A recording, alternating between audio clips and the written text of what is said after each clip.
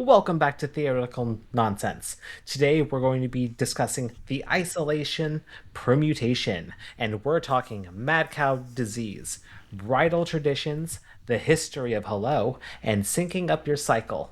Stay tuned. Welcome to Theoretical Nonsense, the Big Bang Theory watch-along podcast. No PhD required. We're the podcast that recaps all the episodes of The Big Bang Theory. No spoilers. So hop into your favorite spot Make yourself a grasshopper and enjoy the ride. Ahoy, Ryan. Ahoy, Rob. Been waiting a long time to say that to you. That's going to be a great IQ point. It's a good one. It's one that I think piggybacks on another. I think I've talked about it before, but I can't wait. Oh, this episode was so. It's funny because this was such like a sleeper episode to me. It's like I don't think about it a lot, but every time I watch it, I love it so much. Yeah, I could see that, and it's a solid episode. With the relationship between Amy and Sheldon, like there's some solid growth there, some solid growth in Amy's character and connection with Bernadette and Penny. Not to mention the solidifying of Bernadette's wedding with Howard. Like it's shit is moving. It is solid. Not just what did we call that? Pointless episodes or filler episodes. It's not filler. Yeah. And it's strong, even though it's not necessarily the main characters. It's not Leonard and Sheldon growing and having their adventures. It's some solid growth nonetheless with the other people, with Amy especially. And they're quickly becoming our favorite characters too. Yeah. Especially Amy. I love that this is an Amy forward episode. It definitely is. And I like that she has some of the same like aggressiveness that I love and appreciate about Bernadette. Bernadette working with active what was it?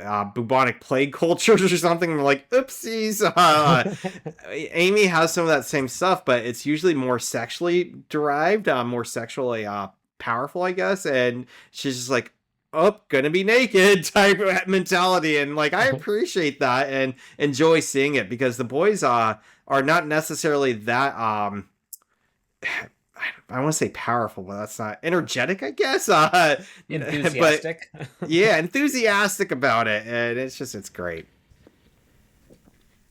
All right. Well, before we dive into it, a little bit of housekeeping. We have an email at theoreticalnonsencepod@gmail.com. Send us an email. We love chatting with you guys. And leave us a review on Apple Podcasts. We love 5-star reviews. Really helps the podcast out. And we have a YouTube at Theoretical Nonsense. Like and subscribe. And also, we are one episode away from our 100 episode extravaganza.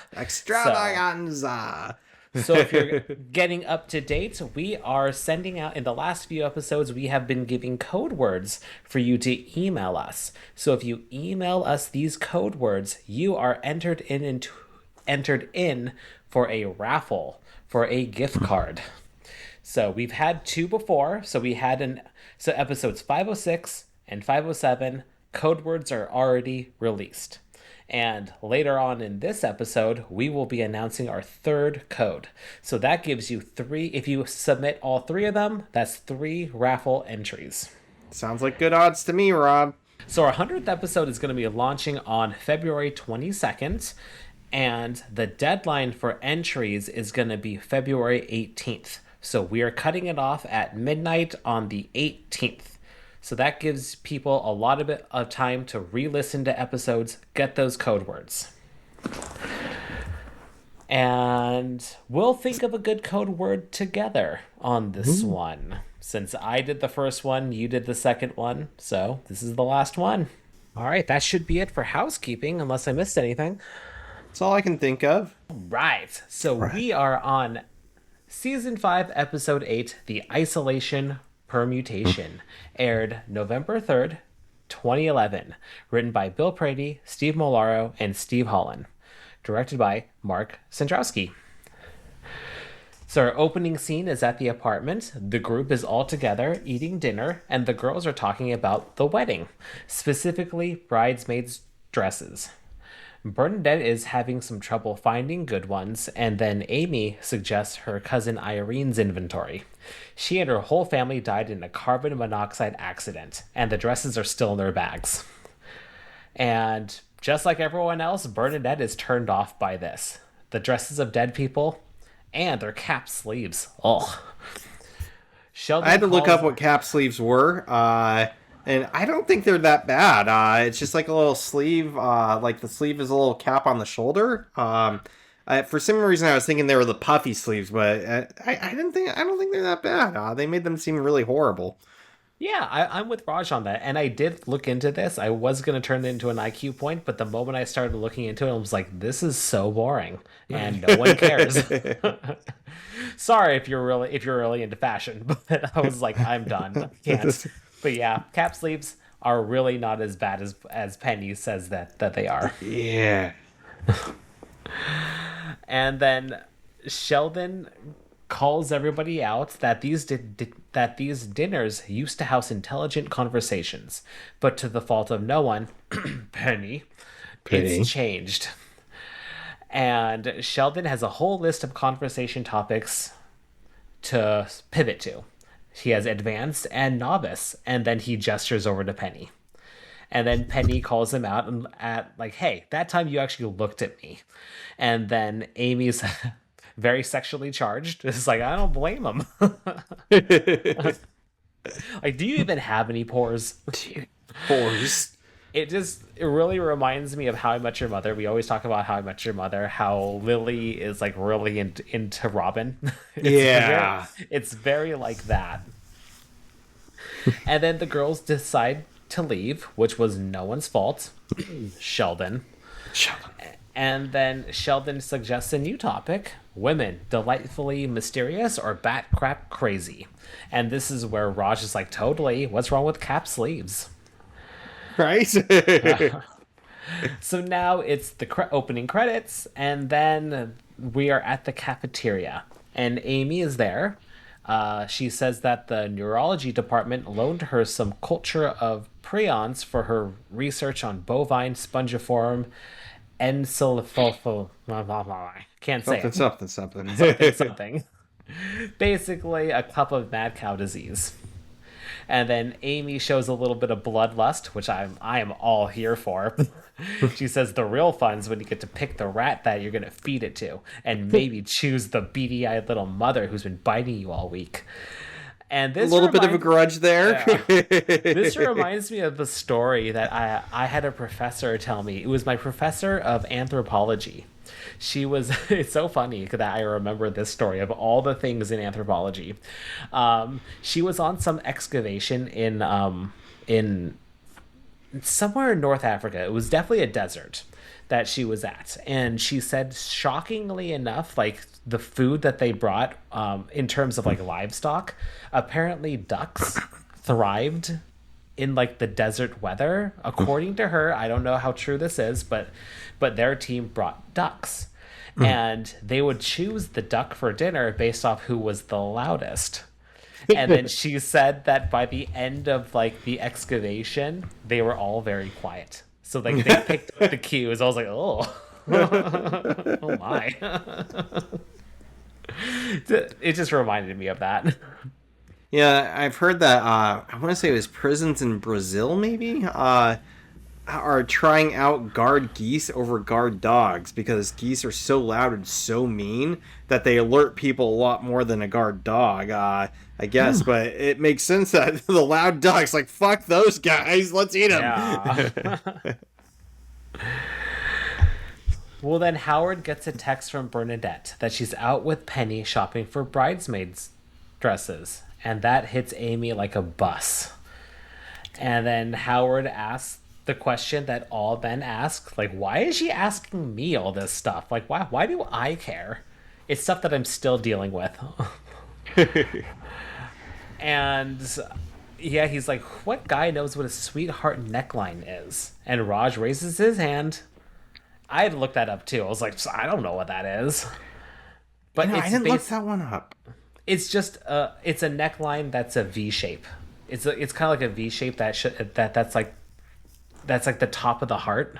a little bit, so Oh, it's kind of like that. Two curves that dip in the center to form a soft V at the chest. And as I looked into this, apparently in the world of fashion, there are 27 types of necklines. damn. Yeah, and a sweetheart neckline is just one of them. Just one of the many. But again, not an IQ point because I didn't care. It's just not Sorry, enough everyone. there. Sorry, but not sorry. I'm sure everyone's very happy about that. So I have two things for this scene. One, I do get a point for being like Sheldon. I didn't give it in the apartment when he brings out the conversations that they could talk about, but I did hear because he brought out note cards with conversations, and I think I've probably told this story before. That I have gone on dates where I brought like a notebook or note cards with conversations on them. And I remember like the one I'm thinking of specifically. I think I've done this a couple times, but one specifically, like the woman I was talking to was afraid that like one of her biggest fears was not having something to talk about where we'd just stare at each other and be awkward silence. I'm like, I tell you what, I will bring notes on what we can discuss, conversations. And so I came up with them. And now they even make like cards now, like card games that like bring these on dates or like get togethers or barbecues and never have us awkward silence. And so they're doing that, but like I see why Sheldon does this, and I had a flashback. I'm like, I had a flashback. That's 1 point being like Sheldon. It counts. We've talked about this before that like a lot of what Sheldon does, it's supposed to be in quote weird and we're supposed to be turned off by it. But I do feel like pragmatically Sheldon is the most normal out of all of them. At He's least very normal. in our experience. It's like, yeah, we've all been through that. So he wrote a couple note cards down. It's like I like before dates, I would do the same thing. I would brush up on some conversation starters. You know, thinking. I don't know why this has been on my mind lately. Because I'm becoming a dad, and pragmatism means a lot more than humility. What's the word? My humiliation, I guess. But I remember in it's kind of the same thing as socks and sandals, and we've talked about that. That I don't completely understand why it's a big deal, but I don't do it. Hey, that's I had stylish nowadays. It's stylish We nowadays, and I talked don't. about that, yeah. Yeah, fanny packs. I want to say it was like in seventh or eighth grade. I wore a fanny pack to a amusement park. And, I was seventh, eighth grade. I wanted a place to keep my wallet and chapstick and shit, and coins because we were playing video games and stuff. And I remember other kids walked by and pointed and laughed, and some kids like, "Did a rat die on you or something?" I'm like, I don't even understand that joke, but to this day, like I don't know, 30 years later, I'm like, a rat. They said a rat died on me because it was a fanny pack. I But think they were actually fanny talking about your hair. No, my just kidding. hair, that right? No, well, that's just my toupee. I was in seventh grade. Fanny pack was cool. It's cool. And like now that like I'm becoming a dad, like I see a lot of dads have fanny packs because fuck it, you need a place to keep your wet wipes and child stuff because you don't have enough pockets. But that brought up, I actually have a fanny pack that I have for hunter stuff, but I wear it like the cool guy, like strap around, like a wrapper, like. which brings me to my next story. Is that a few years ago I was at a beer festival with some friends. It was Snohomish Beer Festival, and a group like were kind of chuckling, and I saw them like pointing at me and laughing, and they made a gesture with their hands, like the bag that I was wearing, and it wasn't around my waist. It was kind of like a fanny pack on the side. It wasn't a completely like a man purse. It was just kind of like a little bag, right, to carry with you. And like again, that's where I put like my wallet, my glasses, my phone, so that guys don't have enough pockets for all that shit, or it's like bulging out so that you look like I don't know, you have something weird going on with your legs. So I had this, and like to this day, I'm like, dude, they were full grown ass adults. And like it wasn't even a fanny pack around my waist. It was like a side bag. And it's very practical, very pragmatic. But at the end of the day, like, people like to point out shit like that and laugh at it. And I'm like, fuck you. I'd rather not have shit falling out of my pockets and losing my wallet. So if you want to laugh, because I bet you in 10 years, those assholes are going to be wearing fanny packs themselves because it's the way of the world. So Oh, for that's sure. right. Yeah, I used to make fun of those people all the time, and now it's like you said, it's like the most practical thing. Yeah. You keep a diaper or two in there. You keep like the wet wipes. You got all his snacks. Social security card, passport, mother's maiden name. Yeah. But yeah, I think they're going to come out with those on them and wearing socks and sandals probably. But like you said, it's a thing that Sheldon actually makes a lot of practical sense, and people just want to look at it like it's weird, even though it makes a lot of sense. Yep. So that's my rant. There it is. There it is. Oh, so the other thing, so that was a point for Sheldon. I have an IQ point because she is carrying mad cow disease stuff for work. Yeah. And I looked into this a little bit. I think we've talked a little bit about it before, but I don't remember some of this stuff. So I figured it was an IQ point. But a lot of this is from FDA.gov, a few other websites in there. And I think we've talked about that mad cow disease is not a virus. It is what's called a folded protein. And this doubles down because Leonard asks her how long it will take mad cow disease to kill him. And she says about 5 years. And that's, from what I found, most likely true. But it's like anywhere between like 4 years and 20 years. And from the research I saw, that cows that start developing mad cow disease usually display it around the age of like 4 or 5, which means they probably ate infected meat when they were like 1 years old. So it takes several years even in cows for this to develop. And what happens is, yeah, it's an incurable disease. You're eating proteins that are what are called misfolded proteins. Again, it's not a virus. It's not a bacteria. You can't cough on somebody and give it. You ingest it and it gets in your system. And it's kind of like a domino effect that these folded proteins go up to another protein that's perfectly okay. And they just like run into it and it folds it. And that might not be exactly what happens but in the YouTube videos I was watching, it was kind of like almost like Pac-Man, and then like it hits another protein and it becomes another Pac-Man and they like start hitting other proteins. And the issue with these is when they break the brain-blood barrier. And the only way that, from what I was reading, to get this is through the absorption into, what were they called? Dendritic cells. Basically, yeah, these cells that are part of the immune system go around and they usually pick up pathogens. And then basically they have like small stomachs of acid and they get the pathogens into the stomach of acid and the pathogen fries. Prions, these misfolded proteins, don't burn up in acid. Then apparently there's something else that they can go do to destroy them. They don't die in there, so they just kind of build up in these cells.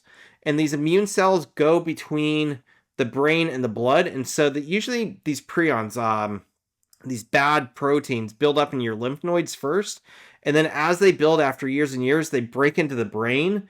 And then they start interacting with the proteins going to your neurons and start fucking with the proteins in your brains, causing the dementia-like symptoms. And that's why it takes so long, is because it has to build up within a lymph node to get to the cells that then hopefully get to the brain. And once they get to the brain, they start then actually causing the problems. So yeah, it could take 4, but I did read somewhere that it could be up to 20 years. A few other things I learned about this. It's usually, mad cow disease itself is usually caused by cows eating other cows contaminated. And so it's a form of cannibalism that usually happens because humans don't eat cow brains or spines. And since brains and spines are where like these prions build up the most, eating one that's contaminated is almost like a sure way to get it. Not always the sure way, but it usually contaminates cows. And then if we eat those contaminated cows, we get it as well. There are other versions of it. Technically, in the human version is called VCJD, Creutzfeldt-Jakob disease. It's not technically called mad cow disease in people, I guess. Cows apparently originally got it, according to the American Chemical Society, from sheep when sheep were fed to cows, because sheep had something called scrappie, SCRAPIE. And this is another prion disease that's been documented for like 300 years. So it's kind of like this bad protein that just, if you eat it, it contaminates your livestock. You feed it to more livestock. If you eat it, you get it, so on and so on. It keeps going. There are other forms that you can get the same prion disease, not the same exact prion disease, but similar stuff. Technically, you could get it from genetics. Just being born with a bad prion like this could cause it. You can get it from eating meat that's problematic, or it could be sporadic, which from what I've read, we don't know why. Your proteins could just decide to fold and become problematic, and if people eat you, you get that disease too. People have gotten it from cannibalism in the past, where they've eaten relatives after dying or whatever, or their enemies. In some cultures, it was considered like a ritual to chop up and eat relatives, their brains. Or technically, I've heard it with monkey brains as well, causing it. So there are different ways to get it, but one is considered sporadic, either genetics infected meat or sporadic. But mostly it's from eating the bad meat. And what else? Yeah, it can take up to 20 years. I think that's about it. That technically, yeah, it's usually about 5, but it could be more, it could be a little bit less, but it has a lot to do. It's definitely not instantaneous. It's not like a virus where it spreads exponentially within your body. It has to find a specific type of cell that can break the blood-brain barrier and build up in it, and then build up again in the neurons of the brain. At least that's what I was understanding. I was watching some hand-drawn videos on YouTube from neurologists, and they tried to break it down, but I'm not a neurologist, so I thought that was interesting, because for some reason I always think prions are some sort of virus, but they are definitely just like a genetic anomaly of proteins that cause other proteins to go bad. And that's my IQ point on mad cow disease. Nice. You learned something. I actually had no idea that it takes that long to affect you. That's really horrifying. Like Right? my Christmas dinner could be brewing in me, and 4 years later, it's like, oh 4 to 20 God. years. On the bright side, it said that even like in the mad cow disease epidemic, I didn't write these numbers down, but only a few hundred people had it in the early 2000s, when all the people got scared and the fear started. And only like 4 of them were in the United States. The problem is it is lethal. There is no real way to treat it right now. So if you got it, you're going to die. But in the United States, there were only a couple of cases, and it was pretty much determined that they had traveled abroad and eaten tainted meat in other eaten tainted meat in other countries before returning, and then 4 or 5 years later developing these issues. All right. So I'm not gonna, super common, but you should worry nonetheless. yes. So now we're back at the apartment, and the guys, well, Leonard is playing a horse riding game because he said that they wanted to try to get more fresh air time. And Sheldon is distracted because he's been trying to get hold of Amy with no luck. And then Leonard asked, "Did you call her?" And nope. And this is an IQ point, but my mind went to, oh, that's pretty normal for a millennial. Of course, we don't make calls and everything like that. But then I looked into it, and Sheldon actually technically isn't a millennial. He's actually just outside of millennial. So a millennial, you were born between 1981 and 1996, and Sheldon, according to the lore, his birthday is February 26, 1980. So he's not technically a millennial. He's So Gen X. yeah, but then again, techie people, it makes more sense. So it's like, so we'll just chalk it to he's techie and doesn't And I've want to heard call that someone. things get really weird in that like 78, 79 to like 85, 86 range, because you're getting kids, depending on who's raising them and who they're growing up with, they might have more Gen X influence and be more Gen X prone, because millennials are defined a lot by like growing up with the internet, growing up with cell phones. And I didn't have a cell phone until college, really. So maybe when I was like 17 or 18, I got one in high school, but senior level high school, college, where a lot of people are like, no, millennials had, like, they grew up in middle school with cell phones. I'm like, nobody had a cell phone when I was in middle school. It was a very small percentage. The Yeah, Nokia, the brick. the brick. Yeah. Um, I got one in high. I think I was a junior in high school when I first got mine. and I remember when I was a kid, like in the early '90s, I was being influenced more by like what they call it, liquid TV on MTV. And I know a lot of my friends, like even people I talk to now, like they're talking about like, oh, did you watch Dora the Explorer? Like that seems so way past me. I was watching like Eon Flux, The Max, Daria to some extent when that started coming out, Beavis and Butthead, and I'm like, so like depending on who you grow up with, if you're around people who were watching Gen X stuff, which I'm pretty sure Liquid TV was meant for people who are on acid, like it's not for kids or like a sober person. But like I feel like if I was around other people my age, I probably would have been watching more Disney or Nickelodeon. My dad didn't even subscribe to Disney. He said it was too expensive, although he had Showtime, Cinemax, HBO, and something else. He It got all wasn't the Star. grown up stuff. He ain't got money for you. Yeah, exactly. He's like, I'm like, can I get Disney for Christmas? He's like, that's the gift that keeps on charging the whole year around, Ryan. I'm like, but I want to watch Care Bears. Like, I don't fucking care, Ryan. So yeah, so I could see him being a millennial, edge of Gen X millennial because he's in that cusp of growing up with like pre digital stuff, pre internet, and remembering the world before the internet, radio stuff. But what I did find interesting is he picked up a landline. Did you notice that? I didn't even think. Yeah, I didn't even Yeah, think it about wasn't a that. cell Yeah. phone. It looked like a cordless phone that he picked up off a little charger. So, this was what 2011. So it makes Yeah. sense, but definitely landlines were dying out. But that makes me think that he was probably more of the Gen Xer side of that if he's staying with landline a little bit longer. Yeah. Well, he tries to call her and nothing. It went to voicemail. So then they decide to go, like, okay, let's just go over to her place and see what's going on. And then Sheldon mentions this bit of local news about a bobcat sighting. And then they have a funny exchange of, oh my God, I didn't even think about that. I was just A happy to, Bobcat Eater. I was just making conversation. So now we jump over to Amy's apartment, and she is melancholically playing the harp. Everybody Hurts by REM. Great And, choice. yep, Sheldon can hear her from the outside of the door and wants to leave.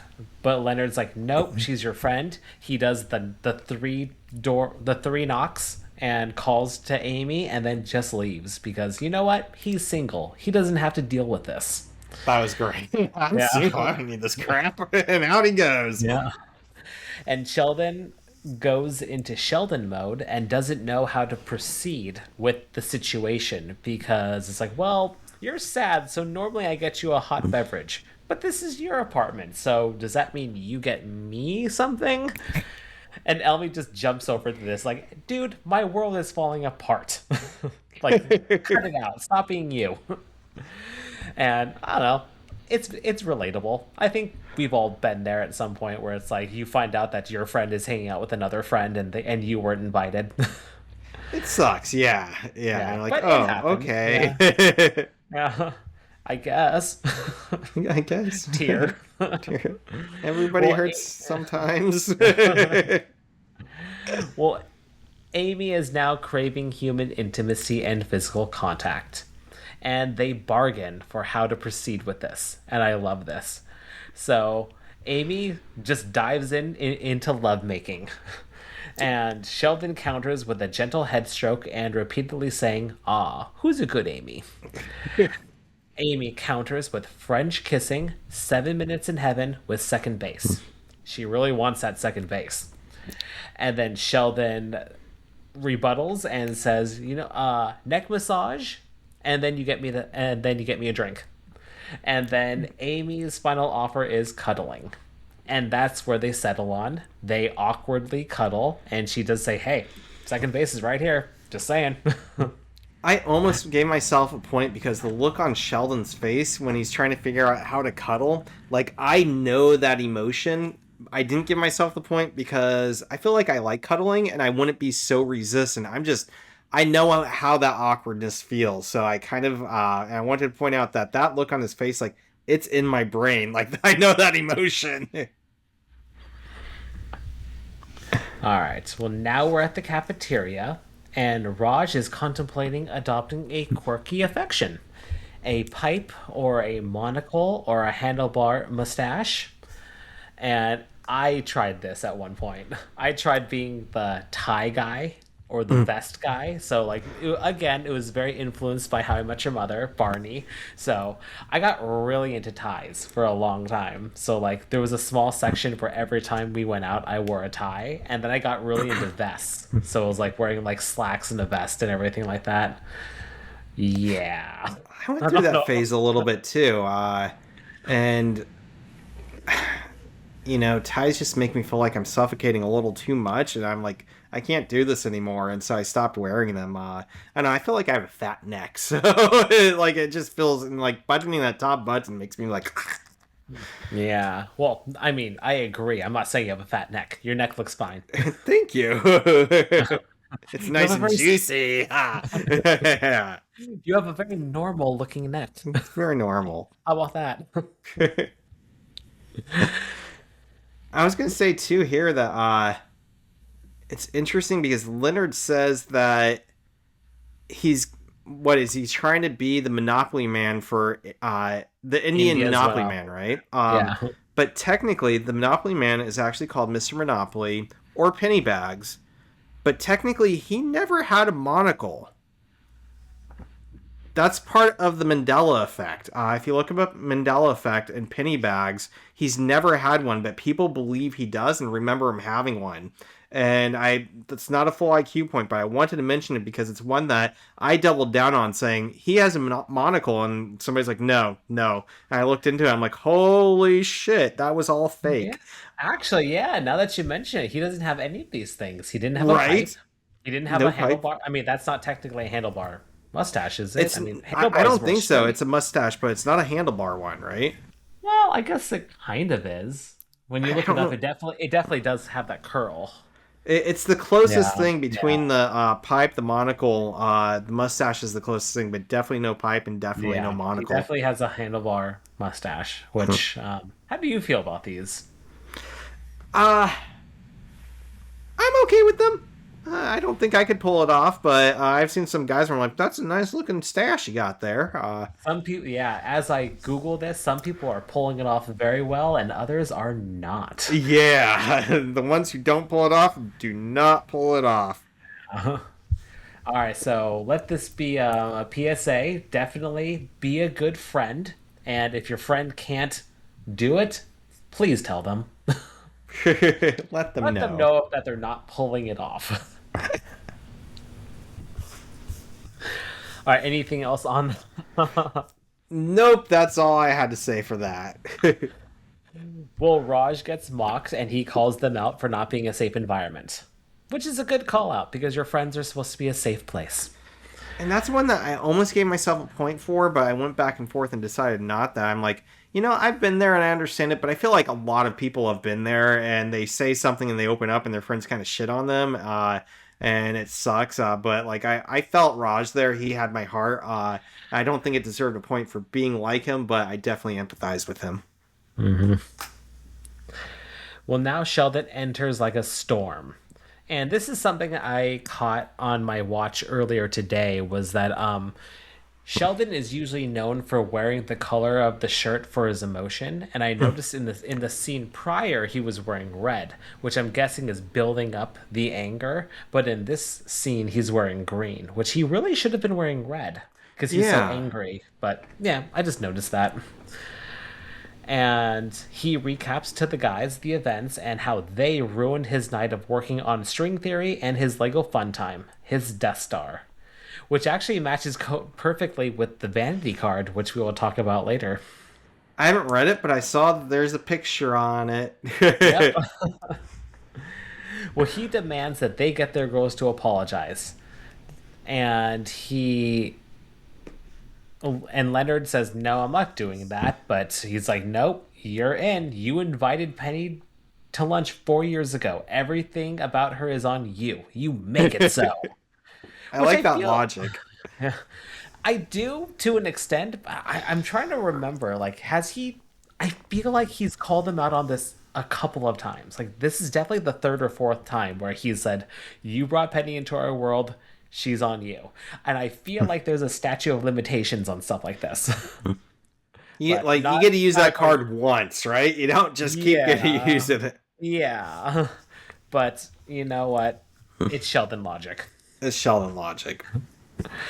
So we jump over to the apartment and they're all having dinner, and the guys update the girls on what's happening with Amy. And they tell us about and the girls like say, "Well, Amy has been very intense. She keeps telling us stories about bridesmaids traditions in other cultures, and they're all about getting naked and washing each other." And Raj just has that like, "Ooh, I'm gonna imagine this." They all look at him weird, but they were all thinking it. How Oh, that we're all thinking. right? Don't act like you're not thinking about it. Yeah. Raj just smiled about it. And Penny also like throws in that she keeps trying to figure out if their cycles have synced up so they can call themselves the three menstruateurs. So I did an IQ point on the bridesmaids traditions. I did too. I want to see what you came up with because I had trouble. I had trouble with this one. Yep. So I wanted to see if there actually was a bridesmaids tradition in which they do get naked and wash each other. And it didn't really seem like there was one. That there really are no cultures out there where the bridesmaids wash each other, specifically them. However, there are cultures out there where washing rituals are performed by the couples. So this is known as the, in quote, washing ritual. And here are some of the cultures that perform this. So apparently it was pretty big in Christianity. Then it kind of died out, but now it's kind of starting to come back in small sections if you want to. So it's a representation of Jesus, as Jesus washed the feet of his disciples in John 13:1 through 7. It's a symbol of love and humility. And then in parts of India, it's where the bride's parents wash the feet of the groom. And this is a way to purify and welcome. They're symbolically washing away all negative energy and to welcome the groom to the family with love and warmth.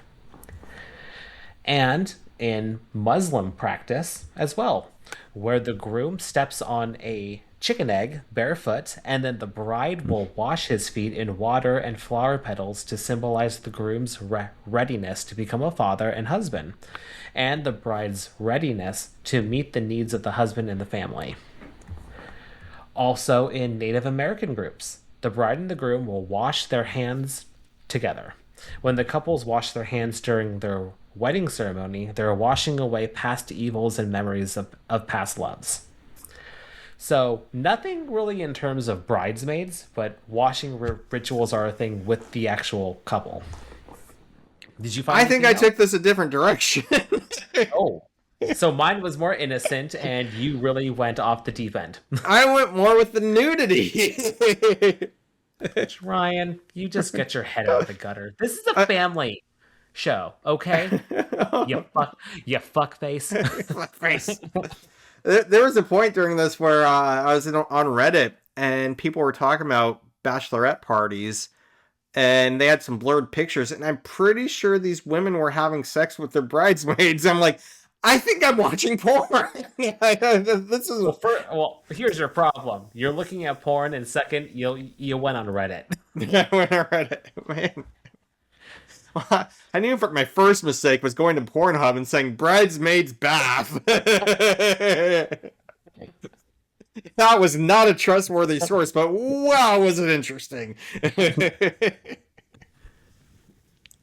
Alright, so I did actually look up more. I think I veered away from the washing portion and got more into bridesmaids traditions and the bridal shower portion of it and what can happen.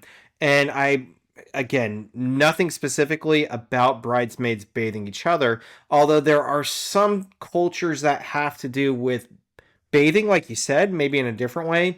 But it does seem more like what was coming up were maybe bridal showers of like salon days where they go to onsens or saunas, which Bernadette ends up mentioning later. Let's go to a Korean sauna and we can wash each other with loofahs there. I didn't see anything specifically about Korean saunas or anything, but just that it is common practice to take your bridesmaids to a sauna and get pampered for a day. So maybe that's part of it. But I did find in Chinese tradition something called Naohun, Naohun. And, I didn't do thorough research on any of these traditions, so I'm summarizing what I was seeing, and I don't want to get it wrong. So if anybody has more information, please chime in. But apparently, Naohun is the hazing games that get played on grooms and brides at bachelor and bachelorette parties. And they usually become humiliating and might even be seen as abuse. And they can often lead to the bride or groom getting naked and being forced to play certain games and being kind of humiliated as initiation, hazing, right? Into marriage, I guess. But it's not always with nudity. I did see that was part of on Reddit some pictures I saw where like a bride was like in her underwear having to hit a pinata or so. I don't remember what it was. There was one where like a woman had a bottle between her legs and was trying to squeeze it with her thighs and shoot the soda into people's mouths. So like some like not necessarily nudity, but sexual in some degree. And again, I don't think it's always like that, and there's different ways to play these games, but it's the tradition of being somewhat humiliating. And I've heard horror stories, I should say, stories of bachelor parties. I've never been to an absolutely crazy one, but I've heard them with strippers where things go wild and yeah,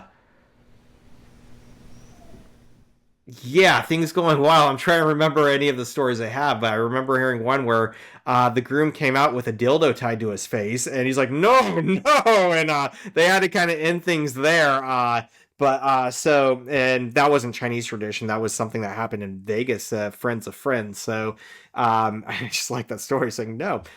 So it's not completely uncommon, but there apparently, when I looked this up, there is some not flashback, some criticism over whether or not it's needed or if it's kind of too extreme or it gets too extreme. But again, I didn't see anything about washing or bridesmaids washing. It's more of a sexual type of games to play before marriage. I saw in India a tradition called Haldi, Haldi, and this one again not super much about bathing and usually nothing to do with being naked, and it can be at bridal showers, but from what I was seeing it was mostly about marriage ceremonies where the couple gets covered in turmeric paste, and it's a sign of like apparently it's the color of prosperity, and I found this on not.com. A sign of like good fortune to come in their marriage, and it showed them being like slathered down turmeric and like being very gold looking and very slimy, but they're fully clothed. It wasn't like the Reddit forum I was on previous, so very honest. But That's again, it wasn't about the good. bathing portion. What was that? I was gonna say because turmeric really stains.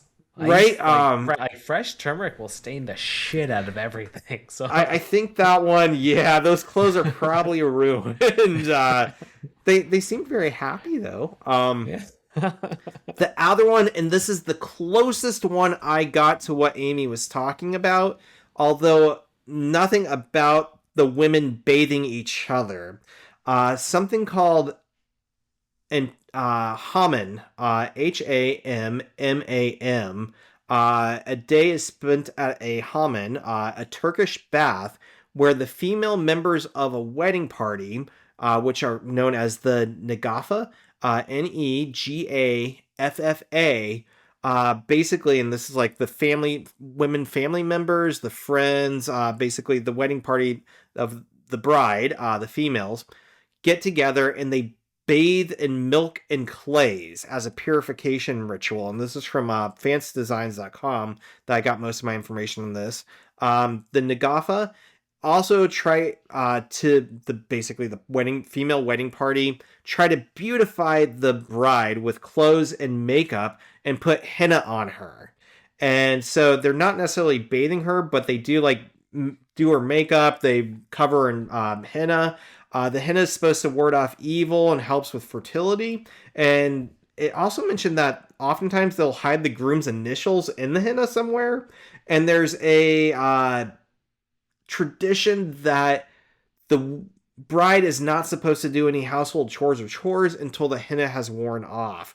Again, it's not necessarily bathing the bride or her bathing the wedding party, but that's the closest I got, that they go and they bathe in milk and clays, and they kind of doll, is that a good, okay word? Give makeup to the bride and put henna on her and dress her up in pretty clothes with jewelry. So it's the closest, but again, not what Amy's talking about. That's what I had. Amy's just thirsty and making up stuff. Making up stuff. You go, Amy. Yeah. She's on Reddit a little too long and read.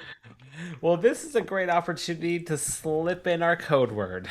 Code word. All right. So what should it be? Should it be something with bathing?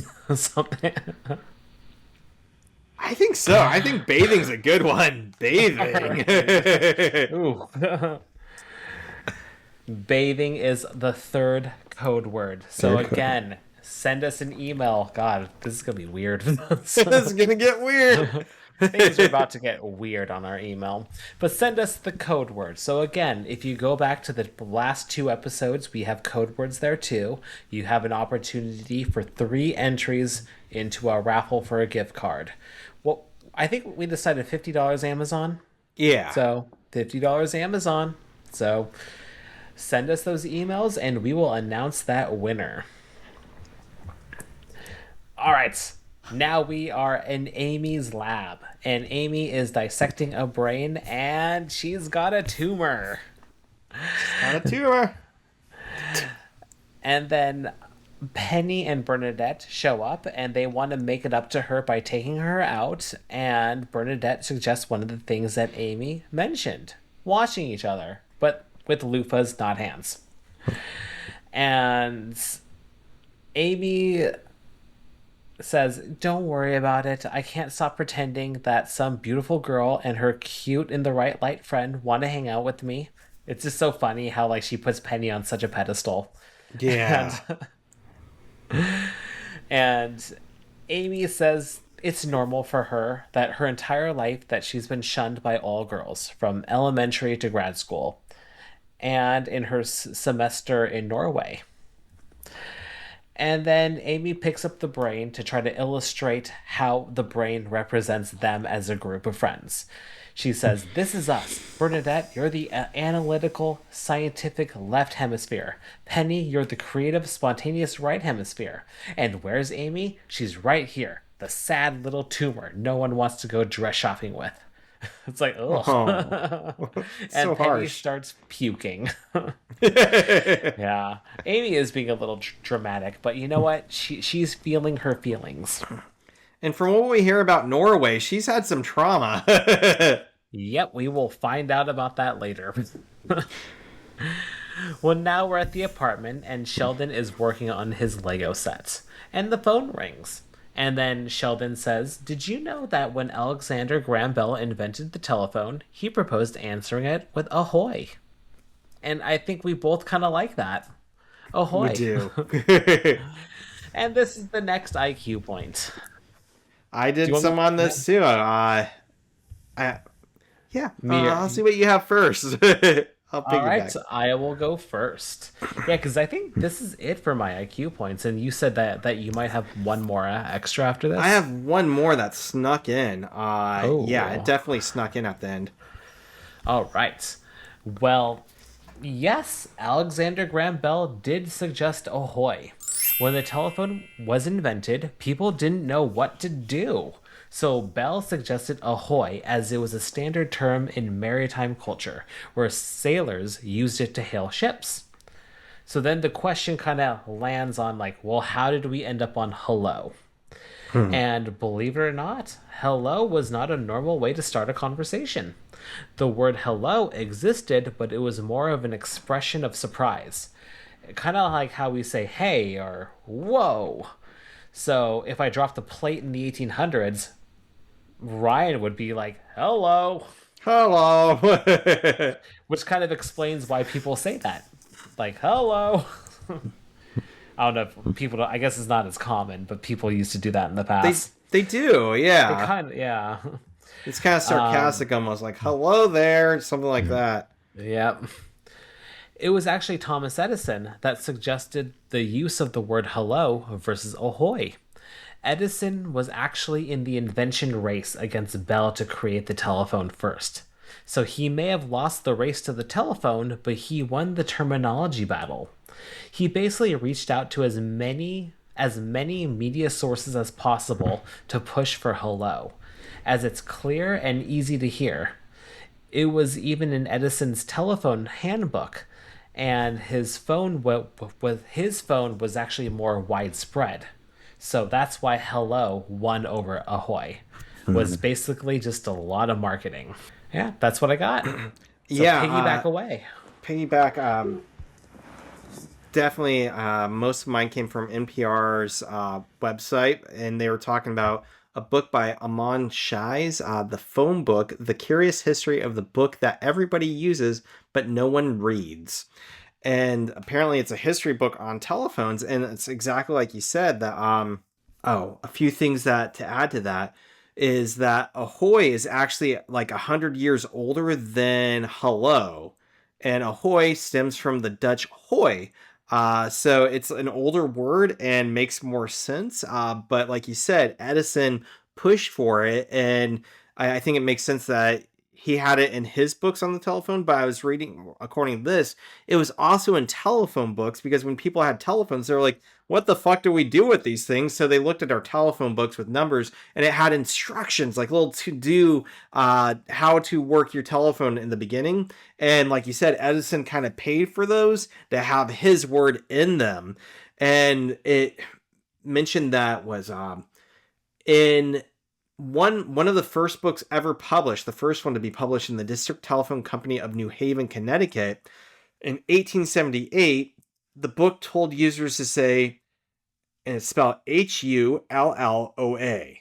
Hulloa. So, like, it's had variations, but again, Edison was pushing for that to be in those to do sections. And so I took this in a little bit further of a direction to see how do people say goodbye. And I think we did an IQ point on this before, where goodbye actually stems from God be with ye. God be with you. So good is God. Bye is be with ye. So goodbye has to do with Christianity. God be with you on your journey. And that's become goodbye, and that's why we say it. But I also mentioned on the site that that might be better than ciao, which is apparently stemming from Italian schiavo, Schiavo, which translates loosely to "I am your slave." Or in other Really? translations, it's "at your service." So when you say ciao, you're saying "I'm at your service," or technically "I'm your slave." So there were some considerations with that, but again, that brought me into the notion that every country around the world has a different way of saying hello on the phone. That we're the only country that really says hello, like maybe not the only country, hello like we know it today. But in Italian, it's pronto or dimmi. And then in German and Dutch, they usually use their name or their last name, like Smith. Smith, good day. Like Smith, guten Tag, good day. And I kind of like that because then you know that you're calling the right person. right, just immediately that you get that last name and you know who you're talking to. And it's very direct. I read that in some countries they don't like that directness. It mentioned like Russia and Mexico usually have other things like who's there, as opposed to introducing yourself, they expect the caller to introduce themselves before they do. Uh, Brazil also start with bom dia, com quem falo. Uh, Basically, it's a mix. It's good day. With who am I speaking? So again, I can't say everybody in Brazil says that, but these websites claim that's something that you start off with that good day, like Guten Tag. But what I got into was what I got into next, because I've always been really fascinated with this, is Japan, which either say hi, HAI, which is very formal, or moshi moshi, MOSHI. And the reason I got into this is because I've read before that the reason people say moshi moshi is because foxes cannot say it. Kitsune, right? Foxers in Japanese folklore are trickster shapeshifters who become human to fuck with you and kill you, steal your money. I don't know what foxes do. Nobody knows they're foxes. And the notion is Nor what they say either. Yeah, what they say. Hello! Hello. What does the fox say? It's not moshi moshi. So the notion is if you hear somebody say moshi moshi, you know it's not a fox because they speak in like partial sentences and they're not able to repeat that word like that. And they would break it up in a way you're like, I'm fucking foxes, quit calling me. I don't want your spam, whatever. But what I found out was that the history is a little bit more intense. Somebody mentioned it could be what's called I'm going to mispronounce this, a shibboleth. Shibboleth. But this is basically, as far as I saw, mostly biblical, but some sort of holy relic of a password system. And somebody mentioned it's kind of similar to rule sets for the supernatural. So like vampires have to be invited in. Moshi Moshi is saying hello because it's some sort of password to know you're not speaking to a yokai, a Japanese supernatural force like ghosts or vampires or whatever. And apparently there's some yokai out there that are known for saying Moshi, trying to get people's attention. As soon as you respond, they go and get you. So you don't respond until they say Moshi twice, because they're not allowed to say it twice. So technically they might be saying it because twice means that they're not yokai. They might be saying it twice because Fox can't say it. And then I also read on a site, in fact, I saw a couple sites, but one that had a bunch of this information all together was tofugu.com. And this was referenced on a Penn State article, so I had to go through a bunch of things. But in 2015, Richie wrote this article that talked first about the yokai, then talked about the kitsune foxes, and then it talked into some interesting history, like actual history, not like folklore history. But apparently, oi oi, oi, was a popular but impolite way to get people's attention. And I read somewhere else that police used to say it, and it was a way of saying like, hey you, what are you doing? Type, say like, hey, get over here type phrase. It was considered informal and polite. So people were trying to find new ways to communicate, especially on the phone, with formal ways. And it suggested that telephone operators actually started when telephones came into existence in Japan with Moshiagimasu. I'm not going to spell that out, but it translates loosely to I am speaking. And that quickly, for male operators, became Mousu, Mousu. And female operators would say Maushu. Basically the same thing, but an I instead of an U on the end, SHI as opposed to SU. So there was some difference between male telephone operators and female telephone operators. But in the world we live in, women are often hired for telephone services for multiple reasons. One being, from what I've heard, people respond better to their voices. They usually get angry on the telephone when they're speaking to guys for some reason. It's been like studied, I guess. So there were more female operators than male operators, and the Moshi became the staple, and it got shortened to just Moshi, Moshi. And the end of this website said, just be sure to say, don't say mushi mushi. that it is M-O-S-H-I, not M-U-S-H-I. But I like this notion that most likely it came from telephone operators saying, I am speaking, and shortened and then repeated over the last century. And the question is, why? Well, it might be for Kitsune, it might be for the folklore, it might be for the yokai, but it stemmed originally from telephone operators, specifically female telephone operators. And that's what I've got, that people around the world say different things on the phone for different reasons. And I never realized that telephone answering was so much of a propaganda that like people fought for what was said and how it was said. So I know. I can't believe like it was all just like this dick measuring contest for like inventors. Like, right. you may have invented the phone, but I will have my legacy. People will remember me every time they say hello. Hello. I know, but I do like Ahoy though. Ahoy. Ahoy. That would have been so cool if we said that. Ahoy. Well, on the phone, it's Amy calling, and she is drunk. So the guys go and get her. So now we're in the parking lot, and she is following in Penny's footsteps and got wine. And she stayed at the parking lot because that's where all the cool kids hang out. Well, Amy asked Sheldon what it would take for him to buy some more hooch and take her to a motel across the street and have his way with her. And then even Leonard's like, yeah, what would that take? Like, what would that take, Sheldon? I'm very curious. Well, they pick her up and leave, and someone finally gets to second base with Amy. Aww. Well, now we're in Amy's lab, and the girls show up to the lab, and Amy thinks that they're there to take back the friendship bracelet. This is so funny.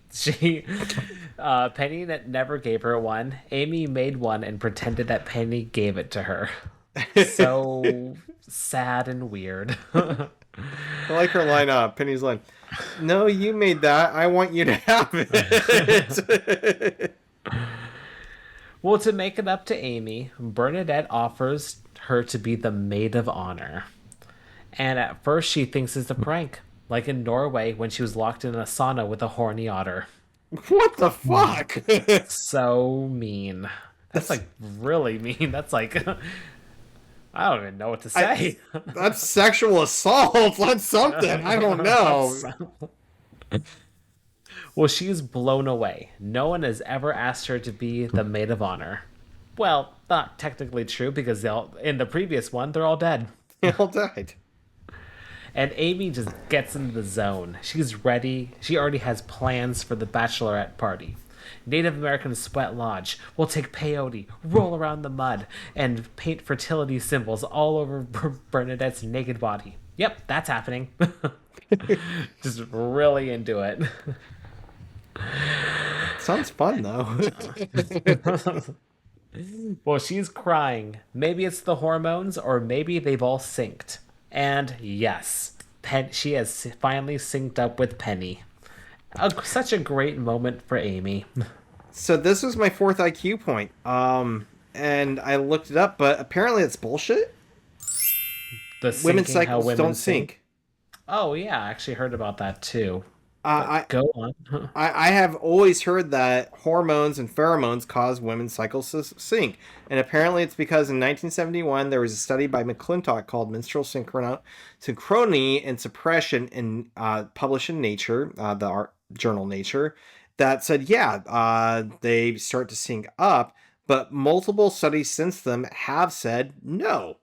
And most of my information came from, although I looked at several websites, the easiest one to follow is Dr. Jennifer Lincoln on YouTube, claiming that multiple people living together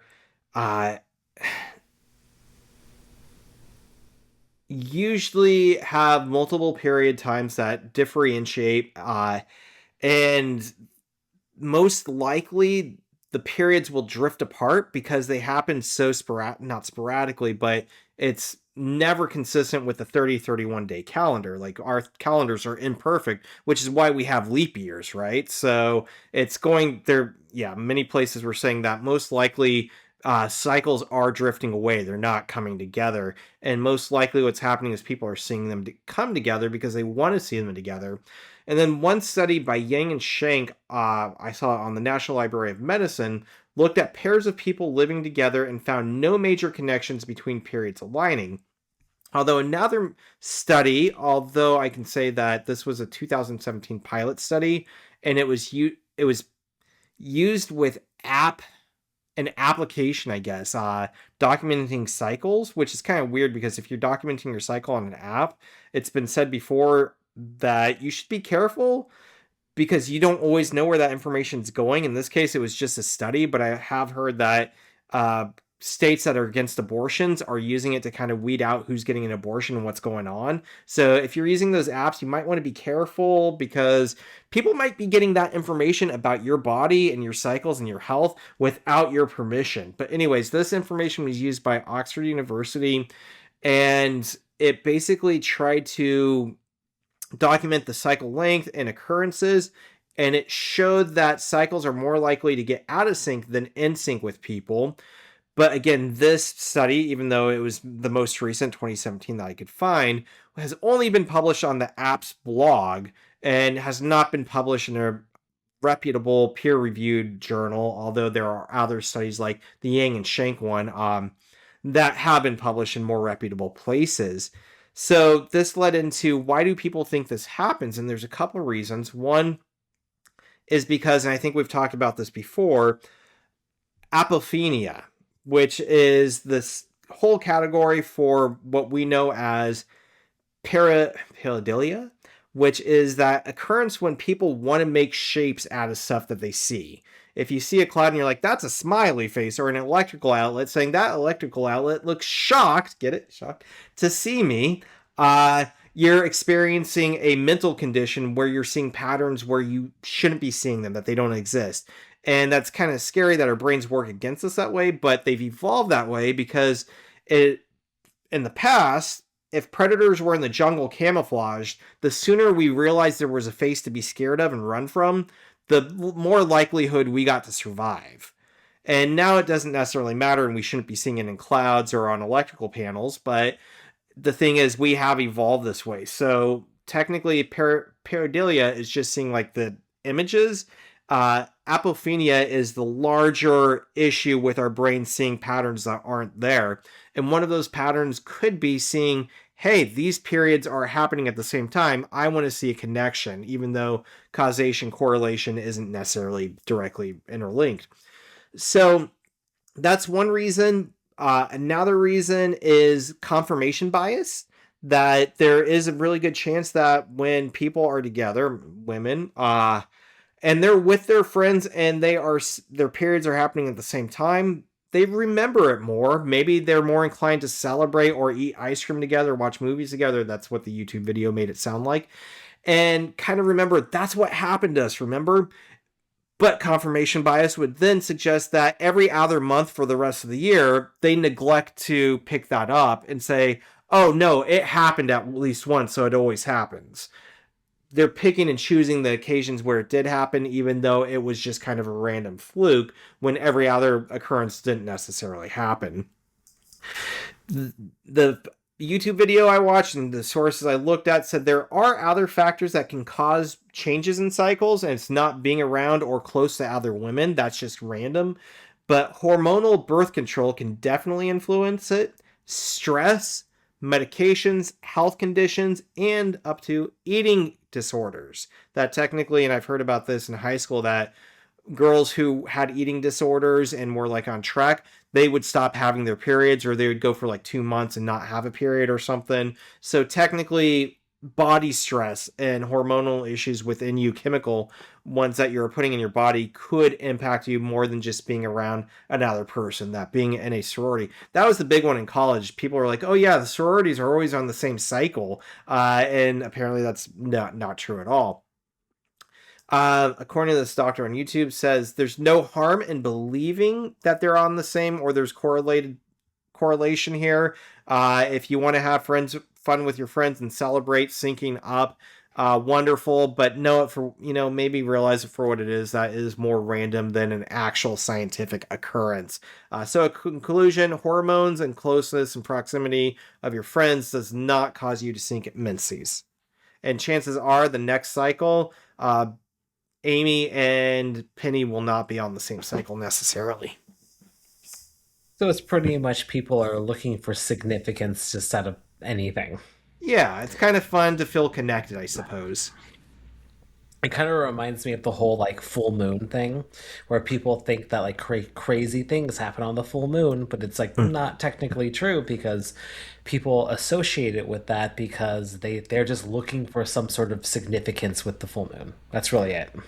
I teach a class on folklore and urban legends, and one that I like to bring up is black cats. That black cats have often been associated with bad luck. And it's weird because if you ask people, like 99.9% of people say, nah, that's old wives' tale, that's superstition. Black cats don't cause bad luck. But it's scientifically documented that black cats are like the number one at adoption places. They're often given up. And they are the number one like cat to be abused and harmed out in nature if you find a stray cat. Like people will seek out the black ones to hurt and maim, which is really fucked up.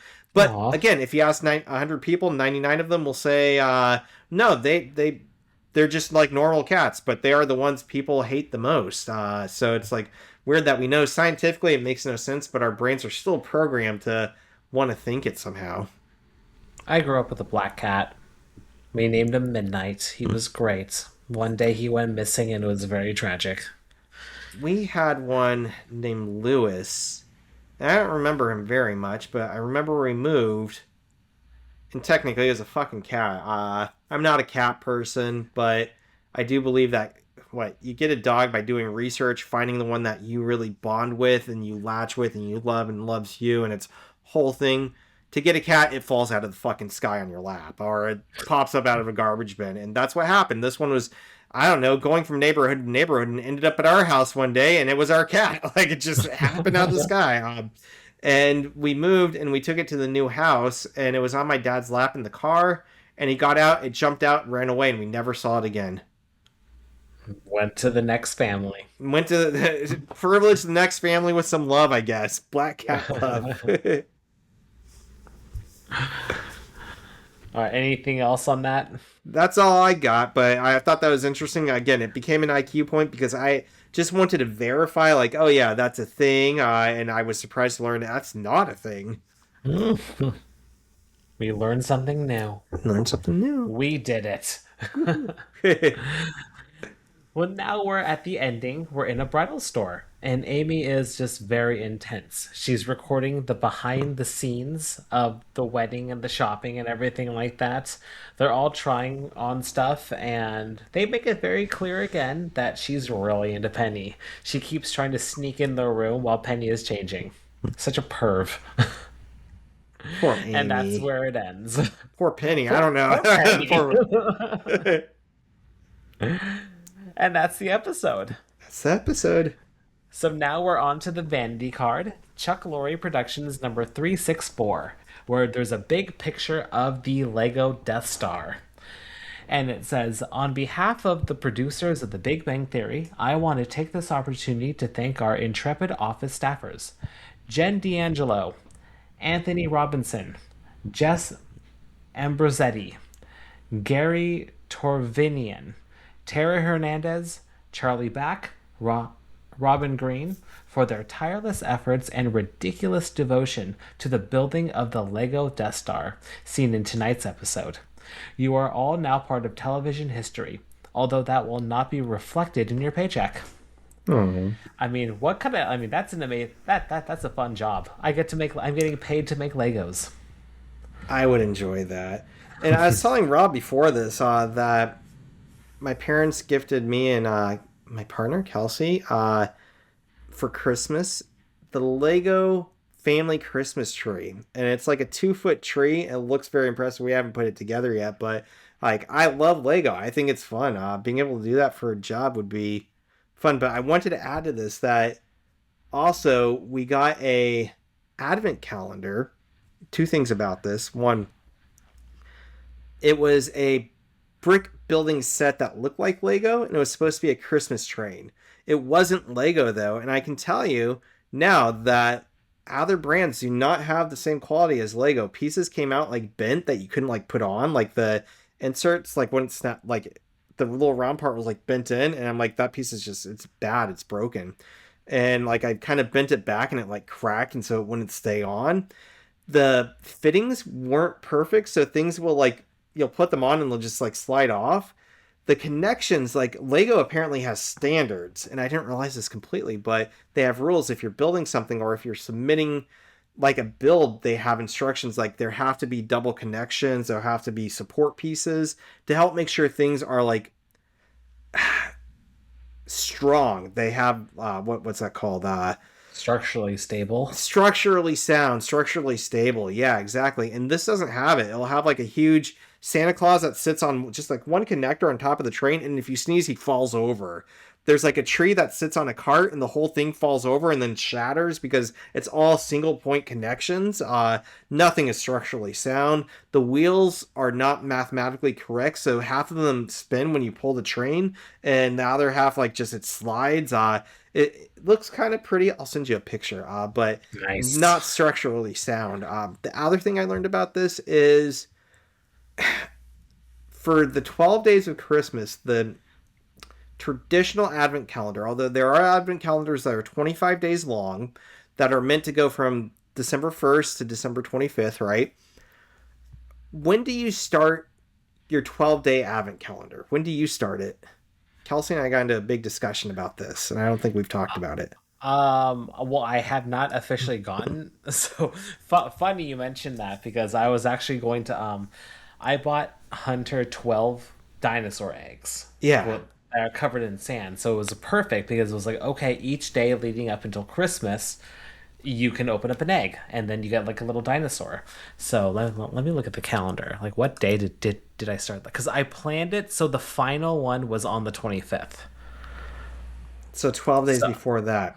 so So we're So we according would have, yeah. So we would have started it on 1, 2, 3, 4, 5, 6, 7, 8, 13th, 9, 10, 11, 12. I would have started on the 14th. 14th. So then the final one was on the 25th.